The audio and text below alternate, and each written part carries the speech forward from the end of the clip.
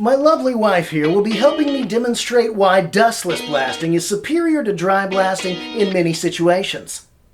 Say you want to remove something from a surface. Blasting does this by shooting thousands of particles of media at high velocity, knocking off the coating in the process. Let's pretend this ball is one of those media particles. If these particles are dry, they may not have enough impact to remove stubborn coatings. Weak. But if these particles are wet,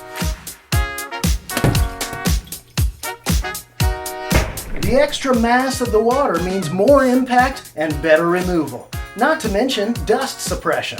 It's just one of the many reasons to choose dustless blasting over other systems. What about harder abrasives? Yes, good point, babe. It can use any abrasive, wet or dry, including harder ones like garnet. Can we demonstrate that? Please?